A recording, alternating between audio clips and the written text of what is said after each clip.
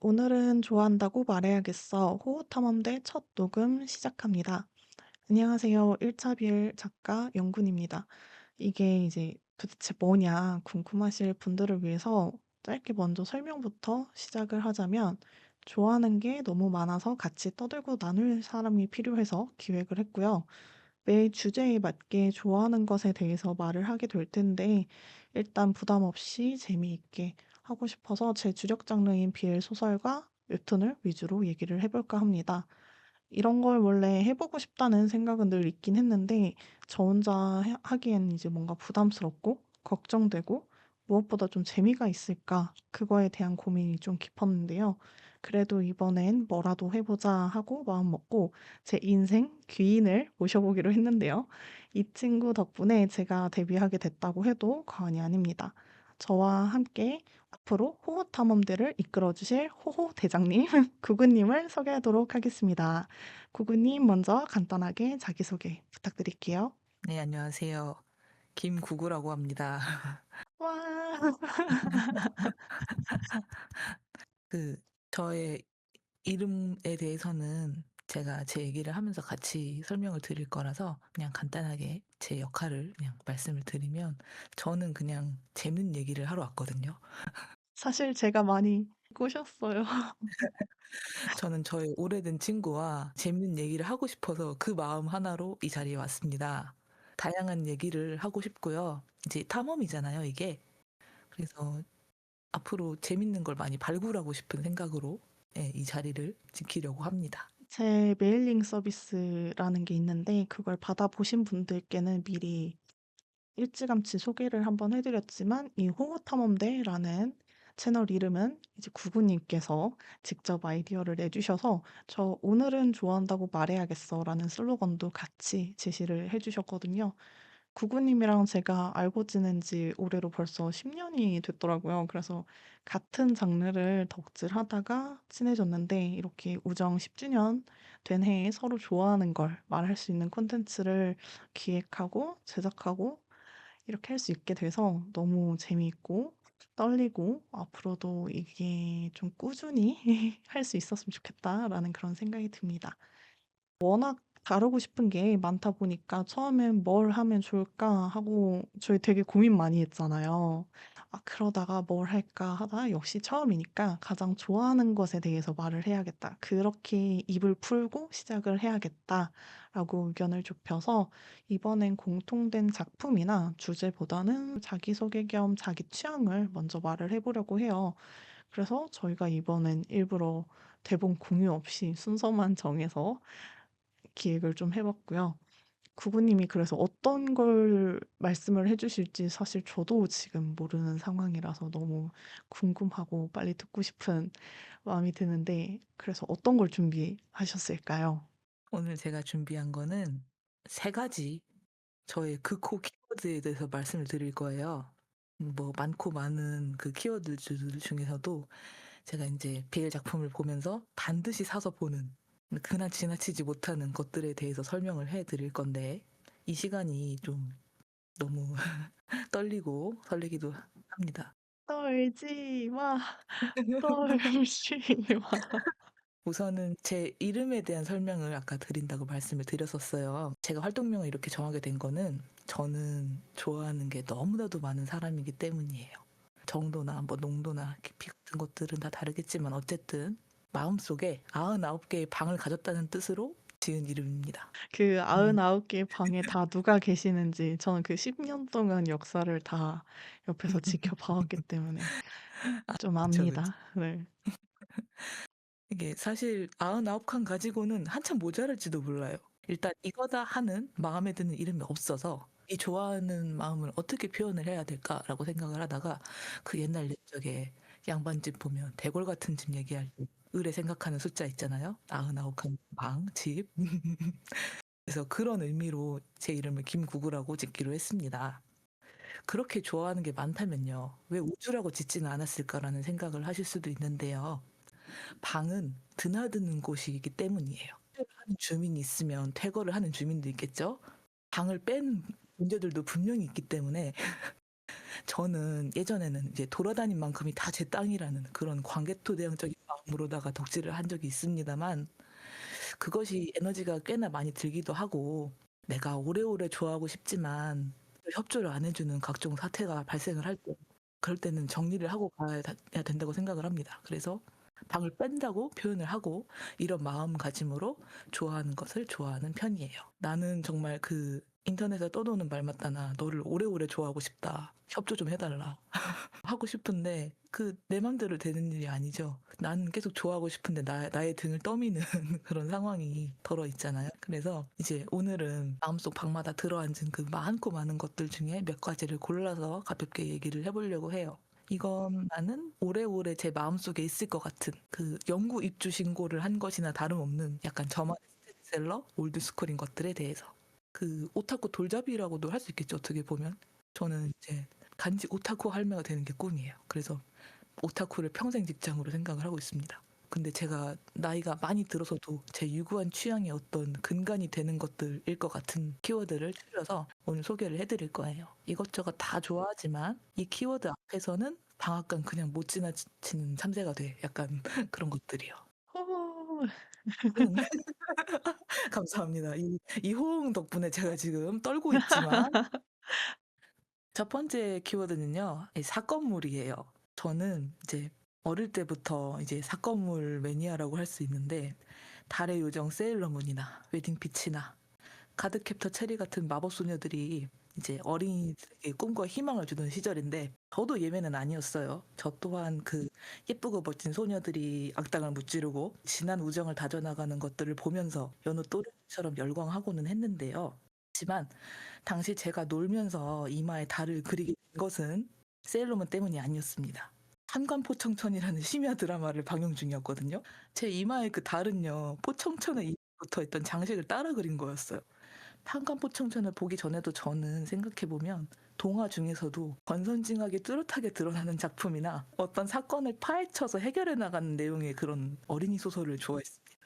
이게 사실은 모든 게 다 순리대로 흘러가지만은 않고 잘못한 사람이 되려 큰 소리 치고 다니는 그런 부조리를 지겹게 겪는 그런 어른이 되고 나서는 오히려 사건부를 더 좋아하게 된 것 같아요. 이게 현실이 그렇지 못하다는 것을 알아서 그런지 이 이야기 속에서만은 이 옳게 된 세상, 아주 오랜 시간이 걸리더라도 모든 것이 제자리를 되찾고 평안에 이르는 다필기정 엔딩 이야기를 좋아하는데 이것을 비엘에서도 좋아하는 것이죠. 이 얘기는 근데 저는 디테일하게는 처음 듣는 것 같아요. 워낙 좋아하시는 뭐 캐릭터성이나 다른 요소들은 알았는데 딱 '사건물을 좋아한다.'라는 이 멘트 자체는 저도 되게 처음 듣는 얘기라서 엄청 새롭네요. 그러니까 비엘이라는 그 카테고리 안에서도 꼭 찾아보는 키워드가 됐어요. 그래서 이 사건물이라는 것. 일과 사랑, 사랑과 일, 두 마리 토끼 되게 참 좋아하고요. 그래서 이거는 좀 여담이지만 판관포청천을 보시면 장발 미남들이 꽤 나옵니다.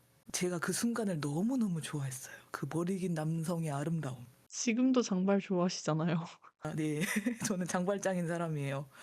어쩌면 그 장발 남자 캐릭터에 대한 선호는 여기서부터 온 게 아닌가 싶어요. 생각해 보면 좋아하셨던 작품들을 저는 아니까 이제 들으시는 분들은 모르시겠지만 저는 알고 있고 제가 그거에 맞춰서 종종 추천을 또 드리기도 하거든요, 구구님께. 그래서 그런 걸 생각했을 때는 사건물이 살짝 의외여서 아주 흥미롭다. 첫 번째 키워드를 말씀을 드렸으니 이제 두 번째 키워드도 말씀을 드릴 차례가 됐어요. 두 번째는 이제 외유내강 혹은 내강라는 키워드입니다. 혹시 어릴 적에 디즈니 애니메이션 같은 거 많이 보셨을까요?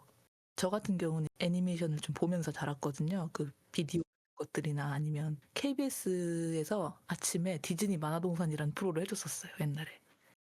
알 것 같아요. 근데 아침이라다 저는 안 봤던 것 같아요. 저는 그거 보려고 아침에 일어났거든요. 그거 보고 싶어서. 저는 유구하게 뭔가를 보기 위해서 아침 일찍 일어난다는 거를 하지 않았던 사람이라 밤에 오히려 해 주는 걸 정말 많이 봤었던 것 같고 아침에 해 주는 것들은 좀 상대적으로 그래서 네. 만화 쪽은 진짜 좀 취약해요, 애니메이션 이쪽은. 약간 그 디즈니 애니메이션은 유명한 게 많잖아요.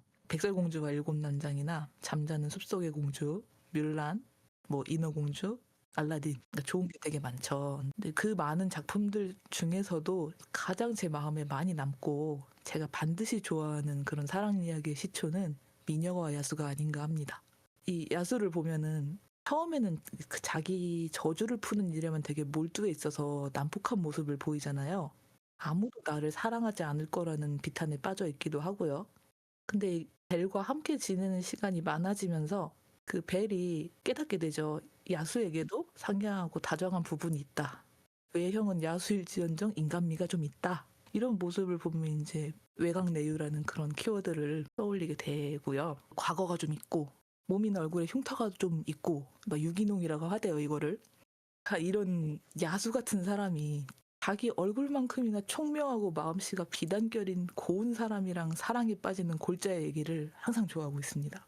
아 근데 유기농은 정말 처음 들어보는 것 같아요. 제가 약간 방금 그 어떤 충격이었냐면 최근에 암사마귀수에 대해서 채택했을 때만큼 약간 좀 충격적인, 그러니까 나쁜 쪽은 아닌데 그렇게 충격적일까 싶긴 하지만 살짝 은은하게 유기농이라고 한다고 그걸? 별 키워드가 다 나오네요 정말. 그래서 이게 모든 사랑 이야기를 좋아하는 편이지만 이런 골자의 사랑 얘기를요. 근데 이게 BL 쪽에도 마찬가지로 적용이 되는 거예요. 어떤 노래 가사 말 맞다나 뭐 상처받은 야수 같은 깊은 눈을 가진 남자가 상처를 치유해줄 미인수 어디 없나 하고 만나도 좋고요. 이 미인수가 호락호락하지 않고 강단 있는 사람일 때 저의 호감도가 솟구칩니다. 그러니까 여기서 말씀드리고 싶었던 거는 물론 서로가 너무나 다른데도 사랑에 빠지고 그 사랑을 위해서 목숨까지도 거는 그 사람의 겉모습이 어떻든 간 내게 온 연유가 어떠하든 간 그 사람 하나만을 보고 서로 직접 알아가면서 진심으로 사랑하게 되는 그런 지고지순함을 좋아한다는 건데요. 조금 딴 데로 새는 얘기를 하자면 저는 인외와 인간의 조합, 불멸과 필멸의 만남도 참 좋아합니다. 이 키워드에 대해서 나중에 좀 더 자세히 다룰 기회가 있기를 바라고 있어요. 그때 하고 싶은 말을 싹 다 하겠습니다. 좋습니다. 그때를 기대하면서 그런 주제를 한번 기획을 해 봐야겠네요. 가보시죠. 자, 어느덧 세 번째 키워드, 마지막 키워드입니다. 세 번째 키워드는 버디물이에요. 콤비물이라고도 하죠. 버디라고 쓰고 아이보라고 읽는 거죠. 한 배를 탄 두 사람이 겪는 우여곡절을 굉장히 재밌어하는 편이에요. 의기투합을 해서 자발적으로 결성된 2인조? 당연히 좋지만 제가 좀 더 좋아하는 쪽은 약간 그 정략결혼 스타일 있죠. 뭔지 아시죠? 어쩔 수 없이 외부에 의해서 한시적으로 결정된 그 2인조 관계에서 벌어지는 얘기를 참 좋아합니다.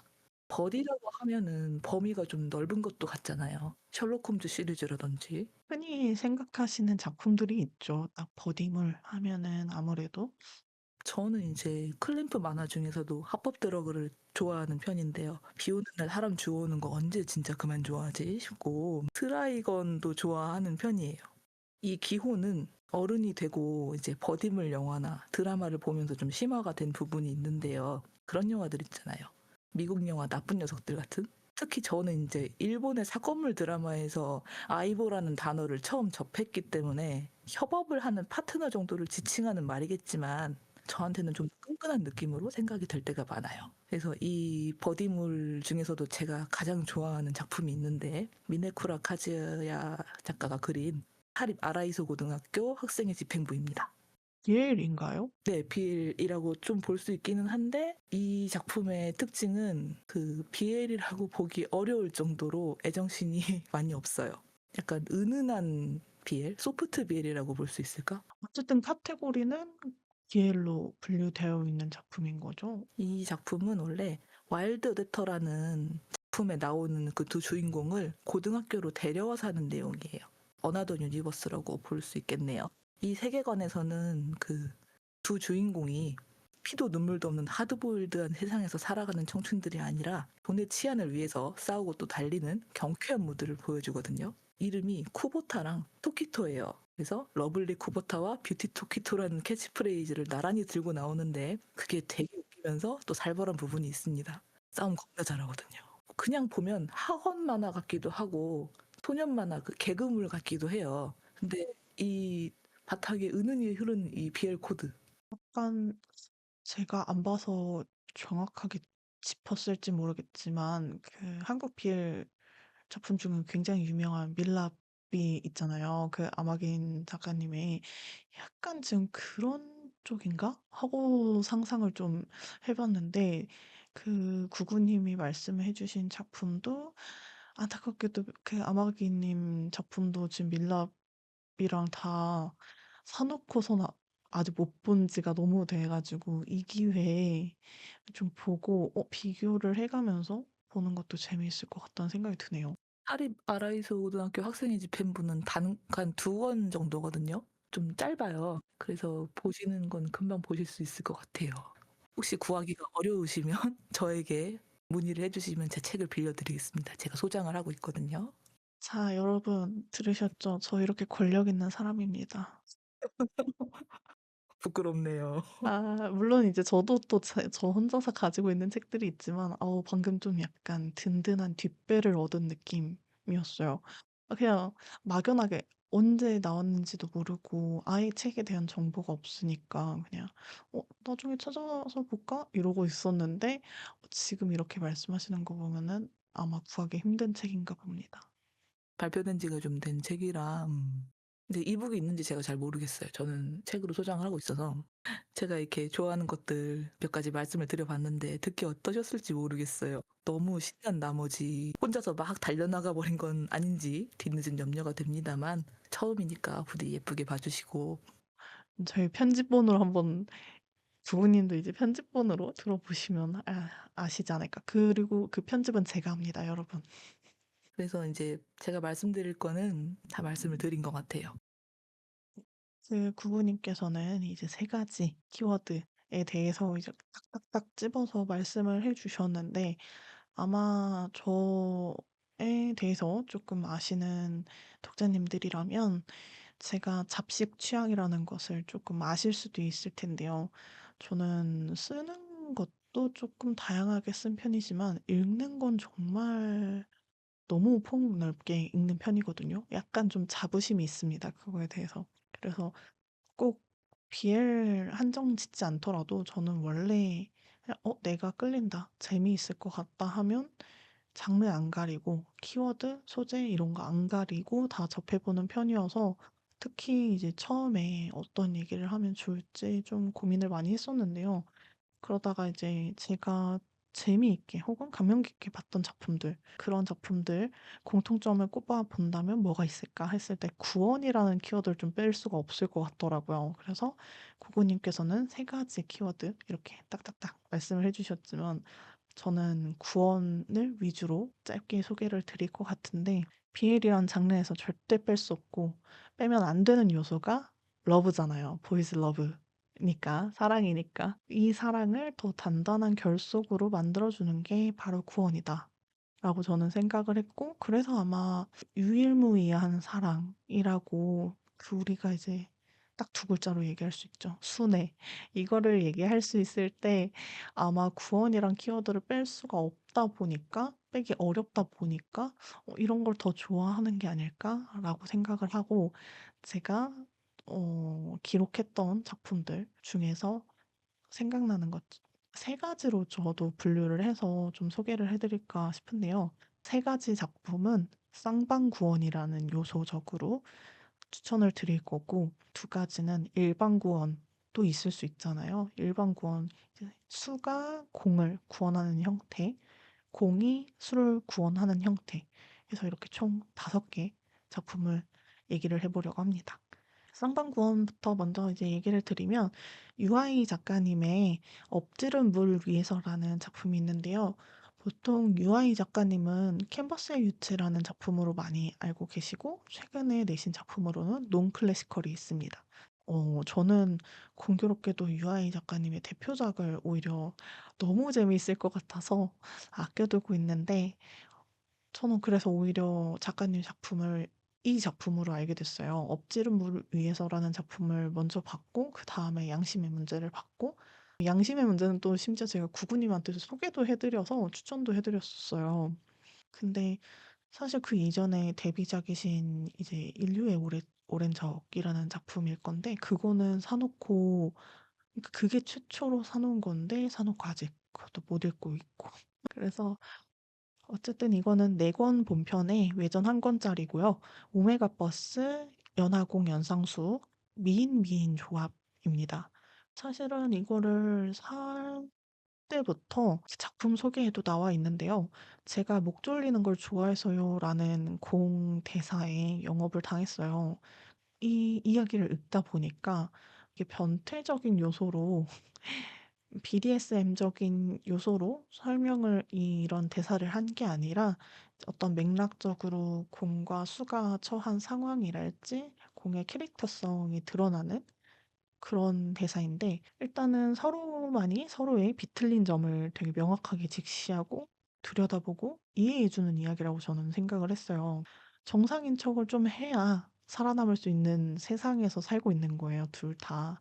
너무 이 공수 주인공이 처한 세계가 각박하고 얘네들을 이루고 있는 세상의 사람들이 너무 가혹해, 얘네들한테. 이미 내면이 다 빠그라졌는데도 정상성을 유지하려고 노력을 하지만 결국은 서로가 서로를 만나서 그 억누르고 감추고 외면하려고 했던 부분들을 다 결국엔 폭발적으로 이끌어내게 되는 그런 이야기거든요. 이제 마지막 권에서 나오는 부분인데 우재인은 제 불행을 쫓아내려고 세상에서 가장 노력해주는 사람이에요. 어쩌면 송규민 자신보다 더. 귀를 세우고 송규민의 불편과 불행에만 예민한 개처럼 구는 게 우재이라서. 여기서 우제이가 공이거든요. 목줄이라는 요소도 되게 중요하게 쓰이는 편이고 우제이가 스스로 제가 형의 개가 되고 싶었나 봐요. 뭐 이렇게 얘기를 하는 대사도 있고 그렇거든요. 근데 그게 어느 어떤 섹슈얼적인 대사가 아니라 한국 사람들이 개라고 표현을 할 때 되게 납작 엎드리고 가장 낮은 위치에서 스스로나 타인을 칭할 때 그런 것의 느낌으로 이제 표현이 되는데 그게 되게 안타깝고 좀 저한테는 되게 좋은 구원 서사다. 서로가 서로를 구원했다라고 느꼈기 때문에 이 작품 되게 좋아합니다. 이 엎지른 물 위에서는 비교적 좀 오래전에 읽었고요. 한 2년 전쯤에 읽었던 걸로 기억을 하고 비교적 최근에 읽은 작품 중에서는 로코모티브 작가님의 죄처럼 달콤한이라는 작품과 성달 작가님의 폭주경보를 발령합니다. 라는 작품이 있는데요. 출간된 지는 좀 됐어요. 근데 제가 완독한 지가 좀 최근이어가지고 로코모티브 작가님은 최근에 아주 긴 서양 판타지 사랑의 묘약이라는 작품으로 출간을 해주셨는데 그것도 지금 읽어야지 해놓고 아직 읽지 못하고 있거든요. 네, 죄처럼 달콤한이란 작품은 디스토피아 배경이고 여키잡의 이것도 연화공 영상수의 미인이에요. 흡혈귀가 나오는 디스토피아 세계관인데 감정선이 굉장히 매끄럽고 세계관이 정말 좀 촘촘하게 짜여졌다라는 거를 군데군데에서 되게 느낄 수 있었거든요. 공교롭게도 그 앞선 유아이님 작품이랑 이 작품이랑 재회물적인 요소도 좀 겹치는데 그러다 보니까 그 둘이 얽힌 역사가 꽤 긴 거예요. 엎지른 물 위에서는 가족끼리 얽힌 부분들도 있고 죄처럼 달콤한 같은 경우에는 군부 소재가 살짝 섞여 있는데 이 둘의 첫 만남부터 그 엔딩으로 달려가기까지 아주 긴 세월 동안 세상이 이 둘 굉장히 억까하고 그럼에도 서로를 지켜내려고 하는 저는 개인적으로 이 작품을 쌍방구원의 클래식 같은 느낌을 되게 잘 표현했다. 이런 느낌을 받았고요. 5권짜리인데 읽는 내내 결국 해피엔딩일 걸 알아요. 아는데도 슬퍼 난. 얘네들 지금 당장 상처받고 이런 거 너무 아파 죽겠고 얼른 행복하라고 작가님 얼른 얘네들 행복하게 해주세요. 결국엔 그 해피엔딩을 위해서 달려가는 그 고통스러운 서사라는 걸 알지만 이렇게 느낀다는 건 정말 되게 잘 썼기 때문이라고 저는 생각을 하거든요. 수가 공을 구원을 하는 형태로 좀 보여지지만 그게 과거에는 그랬을지언정 현재에서 보면 또 공이 수를 또 구원하는 흐름으로 이어지고 쌍방 구원은 사실 저는 이런 묘미라고 좀 생각을 하거든요. 누가 누굴 먼저 구원했기 때문에 그 다음 구원이 이어진다. 이런 것보다는 과거엔 저랬고 현재엔 이랬고 과거엔 수가 공을 구원했고 현재엔 공이 수를 구원하고 이런 줄 알았으나 알고 보니 둘은 처음 서로를 만난 그 순간부터 서로한테 되게 유일한 존재였고 그게 그 존재만으로도 구원 그 자체여서 얽히고 설키는 거예요. 계속 사건들이. 그리고 감정도 더 깊어지고 막 세상의 억가에도 헤쳐나가고 이런 것들이 저는 진정한 쌍방구원의 묘미가 아닐까라고 생각하는데 이게 제가 소개하는 새 작품의 공통점이기도 합니다. 마지막 이제 쌍방구원 작품은 가이드버스 작품이고 이번 달에 읽었는데 세 권짜리고 아까 말씀드렸다시피 성달 작가님의 폭주 경보를 발령합니다. 입니다. 제목에서도 폭주 경보라는 부분에서 되게 가이드버스적인 느낌이 좀 있죠. 그래서 이것도 디스토피아 세계관인데요. 아무래도 서로가 서로를 구원하고 진하게 엮이려면 디스토피아가 나오는 게 어쩔 수 없나? 약간 좀 싶기도 하고 제가 그냥 굳이 꼽아본 작품들이 또 공교롭게 디스토피아 배경인 것도 있고요, 사실은.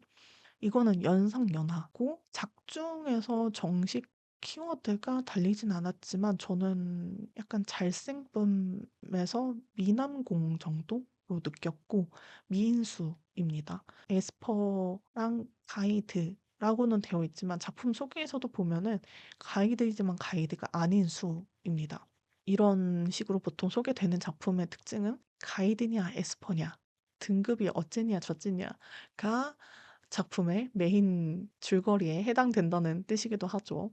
이 수가 되게 흥미로운 게 얼굴이 너무 예뻐서 박복한 미인수입니다. 그래서 처음부터 등급이 굉장히 낮은 가이드로 활동을 하고 있는데 얼굴이 너무 예뻐서 주변에서 가만히 두질 않아가지고 굉장히 삶이 괴로워지고 고달파지는 미인수 얼굴 때문에 그 잘난 외모 때문에 고생하는 수 좋아하시는 분들도 또 있더라고요. 그런 분들한테는 꽤 잘 맞지 않을까 싶어요. 저는 굉장히 얼굴로 고생하는 수를 오랜만에 봤는데 그치만 능력이 또 있기 때문에 타인에게 도움을 받는 것보다 혼자 스스로 좀 헤쳐나가는 게 익숙하고 그렇게 생존을 했기 때문에 그렇게 살아올 수밖에 없었고 또 사건도 해결을 해 나가는 그런 수라서 능력수적인 부분도 저는 개인적으로 많이 충족을 했던 작품이고요. 공의 폭주 때문에 쌍둥이가 있었는데 그 쌍둥이 형제와 병든 어머니를 잃게 됩니다. 수는 공을 되게 미워할 수밖에 없는 처지예요. 자기 가족들을 잃게 됐으니까. 그치만 이제 이 현 시점에서 가이드로 활동을 하고 있는데 공이 근처에서 또 한 번 폭주 상황에 놓여서 경보가 막 울려요. '아 이대로 꼼짝없이 죽는구나. 나는 형 목까지 되게 열심히 살고 싶었고 내가 이렇게 죽고 싶었던 건가?' 라는 생각도 하면서도 한편으로는 늘 지쳐서 죽고 싶은 또 마음도 있었고 '진짜 꼼짝없이 죽는구나.' 싶었는데 둘이 파장이 잘 맞아서 공이 강제로 이제 수를 가이딩해서 여기서 좀 강제적인 요소가 있지만 개인적으로 느꼈을 땐 길지 않은 부분이라 느껴서 이렇게 시작이 되는데 기존 가이드버스랑은 개념이 좀 많이 달라서 초반 진입 장벽이 굉장히 높은 작품입니다. 그래서 리뷰를 살펴보시면 그런 얘기들이 눈에 띄긴 해요. 왜냐면 뭐 오프셋이라는 개념도 나오고요. 에스퍼랑 가이드라고 명칭을 하기보다는 오프앱 에스퍼라고 칭을 합니다. 가이드를 오프 에스퍼라고 칭하다 보니까 그 에스퍼가 두 번 나오는 것 때문에 조금 헷갈리실 수가 있어요. 그래서 능력을 쓰는 우리가 실제로 알고 있는 초능력자 그 에스퍼 개념은 일반 에스퍼.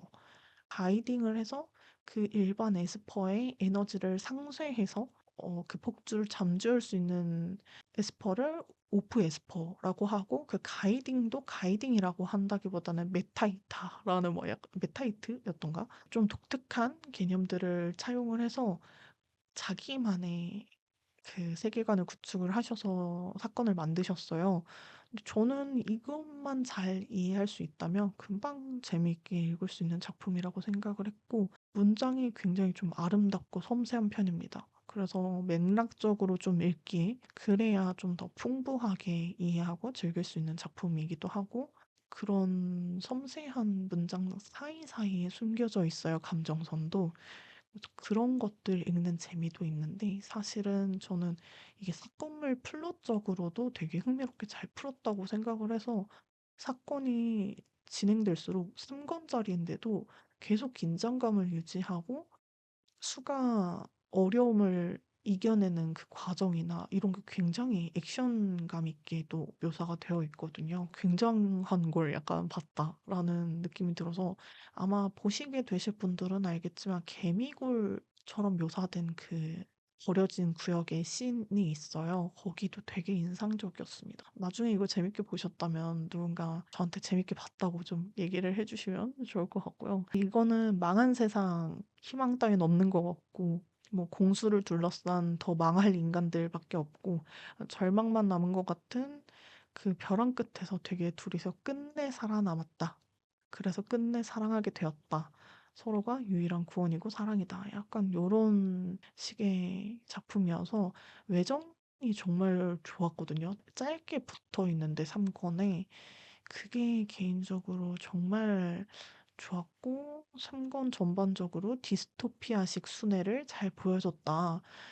특히 이제 저 개인적으로는 동의하지 않으실 분들도 있을지 모르겠으나 저는 BL 웹툰 중에 라디오 스톰이라고 있어요. 제가 이제 구구님께 추천해 드리고 저희 둘 다 되게 좋아하는 작품인데 그 작품이 되게 연상돼서 저는 개인적으로 정말 재미있게 봤습니다. 이렇게 세 작품을 쌍방구원으로 저는 꼭 한번 소개를 해 보고 싶다라고 생각을 했고 수가 공을 구원하는 일반 구원에서는 뭐가 있을까 하다가 임대인 작가님의 두 마리라는 작품이 있고요. 이것도 역시 세 권짜리 되게 콤팩트한 작품이고 현대물이에요, 이거는. 네, SM 요소가 살짝 가미가 돼서 아마 BDSM 진입 장벽 있으신 분들은 좀 어려우실 수 있겠지만 요소로만 좀 활용되는 부분들도 있거든요. 장태인이라는 수가 자기는 마조 성향이 있다라고 자각을 하게 된 계기가 공 때문이었어요. 공수 둘 다 고등학교 같은 고등학교로 나왔고 거기서 있었던 일 때문에 이렇게 저렇게 있다가 얼마간 연락이 서로 안 되고 그러다가 그 수가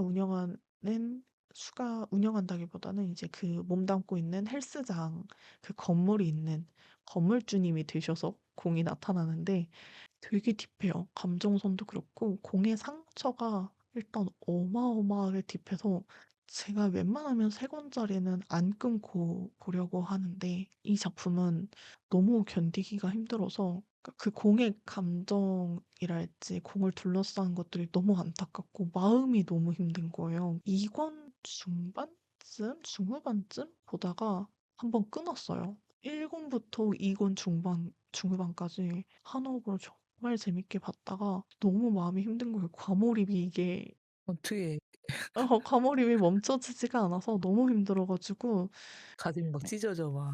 이게 정말 가슴이 찢어지는 줄 알았어요. 그러고 나서 1 년이 지나서야지 겨우 완독할 수 있었던 작품인데 그만큼 1 년이나 시간이 필요했을 만큼 그 감정들이 계속 생생하게 너무 가슴에 남아 있었고 그쯤 돼서야 좀 거리를 두고 보는 게 가능해지더라고요. 제가 막 과몰입을 그렇게 쉽게 하는 사람은 아닌데 그런 부분들이 굉장히 힘들었고 서로가 순애예요. 근데 공은 수를 구원을 해줄 수가 없어요. 왜냐면 수는 정말 어마어마한 쾌남이거든요. 그래서 누가 감히 그를 구원해 주고 말고가 없어요. 장태인은 스스로를 구원합니다. 그는 헬스로 이겨내는 남자고 아 너무 건강하다. 네. 이름마저도 장태인이라서 정말 쾌남력이 느껴지는데 그거에 걸맞게 공은 윤기가 넘쳐 흐르는 미남이라서 이건 미남 또 조합의 작품입니다. 그 공이 술을 너무 좋아해서 그런 성향자가 아님에도 배워서 동정을 지켜가면서 세상에 배워요. 네. 배워요. 근데 동정입니다. 눈으로 보고 배워요. 남을 건드리지도 않아요. 어머. 그냥 선생님한테 수업 이제 이를테면 로프를 사용한 부분이 있는데 묶는 거가 굉장히 잘 묶어야 되거든요. 그래서 그거를 어려우니까 선생님한테 보여 달라고 해서 그걸 그냥 눈으로 보고 매듭 연습을 해서 그렇게 해서 수한테 묶어 줍니다. 끝까지 공은 수밖에 몰라요. 근데 수도 사실 오래전부터 공을 되게 짝사랑해 왔고 첫사랑이라고 생각을 하고 그 공의 어마어마한 음침한 그 과거들을 수가 싹 치료를 해 주고 도망공 아마 키워드가 있을 거예요. 그런 부분들 보면 공한테 수 같은 장태인 같은 사람이 있기 때문에 죽지 않고 살 수 있는 거구나. 그 정도가 아니면 장태인 정도의 태양력이 아니면 '이런 사람은 살아남지 못할 수도 있겠다.' 그렇게 생각할 정도로 수가 공을 구원하고 사랑해 주는 게 굉장히 도드라지는 장태인이라는 인물만의 구원 방식, 사랑 방식을 좀 보는 재미가 있었던 작품이고요. 마지막으로 공이 수를 구원하는 형태는 유명한 작품인데 신나홍 작가님의 임신실전 빙의도 타이밍, 줄여서 임빙타라고 저는 부르는데요. 이것도 교집합 지인분과 함께 구구님께 재밌다라고 소개를 해드렸던 작품이긴 합니다. 총 본편 5권짜리에 외전이 이제 2권인데 한 권은 특별 외전이라서 무료로 빠진 작품이고요. 이것도 오메가 버스인데요. 연상연하이고 공식 키워드가 없지만 저는 제 안에서 미남 미인이라고 생각을 하고 봤습니다. 여기 나오는 공이 정말 어른미가 넘치는 맞아요, 맞아요. 연상다정공의 정석이라고 생각을 했고요. 강압적인 요소 일절 없습니다. 정말 정말 다정함 그 자체고 빙의 차원 이동물이라서 수가 형 결혼식에 참석을 했다가 형이 쓴 드라마 속 인물로 빙의를 하면서 벌어지는 얘긴데요. 이 설정 부분을 독자분들한테 최대한 설득하기 위해서 굉장히 많은 노력을 작가님이 해주셨다는 게 느껴졌고 그 수의 명랑하지만 내면에 은은하게 골마있는 상처들 곁에서 지켜주고 치유해주고 우쭈쭈 해주고 사랑으로 보듬어주는 그런 작품이거든요. 그런 전개 속에서 되게 설레는 장면들도 많았고 수가 되게 스스로 자기 인생을 개척하고 운명을 바꾸려고 시도를 하지만 아무래도 좀 순응하면서 현실에서 살아온 세월도 있고 드라마의 빙의에서 차원 이동을 해서 여기가 현실이 아닌데 덜컥 임신도 하고 그런 되게 특수한 상황에 놓이다 보니까 자기 뜻대로 안 될 때도 있어요. 되게 당차게 살아가고 싶은데 마음먹은 만큼 쉽지가 않거든요. 그럴 때마다 공이 자연스럽게 나타나서 수에게 조력자 역할을 해주는데 그게 혼자 다 나서서 해결을 해주는 방식이 아니라 옆에서 묵묵하게 응원도 해주고 기다려도 주고 그런 식으로 수의 성장을 이끌어주는 구원의 형태라고 봤기 때문에 사실은 구원 키워드나 이런 건 없지만 저는 공이 수를 구원해주는 서사에 아주 적합하다라고 느껴서 요거를 한번 들고 와봤습니다.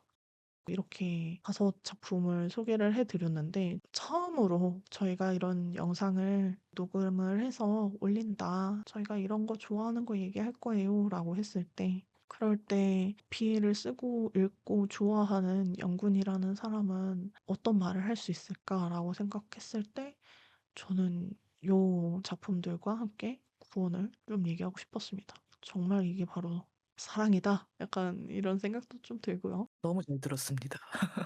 트위터에서 제가 스페이스라는 방송을 코로나 시기에 한번 한 몇 차례 좀 했었는데요. 그때도 작품 추천이나 이런 얘기 나오면 "남한테 추천해 주는 거 너무 재밌어." 이랬었었는데 이 본격적으로 판을 깔고 하니까 너무 재밌네요. 저는 덕을 많이 봤죠. 개인적으로 너무 즐거운 BL 라이프 하고 있습니다. 제가 항상 큐레이터 역할 자처하고 싶다고 말씀을 드리고 있죠. 이미 저의 큐레이터 선생님이세요. 정말 백발백중입니다. 제가 맛없게 먹은 게 하나도 없어요. 머쓱하네요. 하지만 좋군요. 저희가 이제 준비한 내용을 다 말씀을 드렸죠.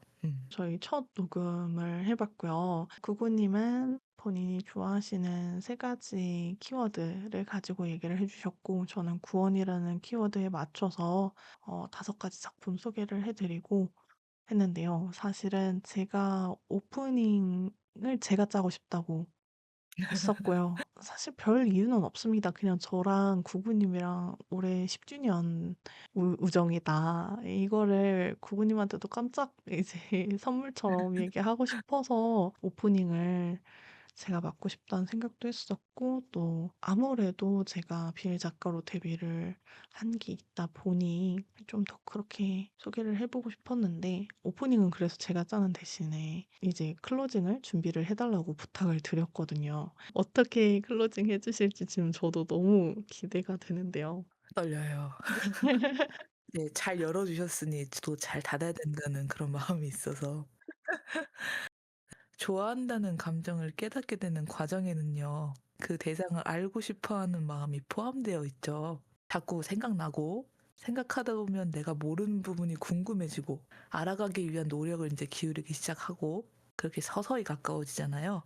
저희는 그런 마음으로 탐험을 시작하려고 합니다. 저희 얘기를 들어주시는 여러분들께서도 호흡탐험대의 앞으로를 궁금해 해주시고, 이 탐험의 여정에 어렵고 복잡한 것이 없이 그저 즐거운 마음으로 함께 해주신다면 저희는 무척 기쁠 거예요. 이게 내 뜻대로 되지만은 않는 하루의 연속인 가운데 우리가 좋아하는 것을 말해보는 시간이라는 것은 보물과도 같이 소중할 테니까요.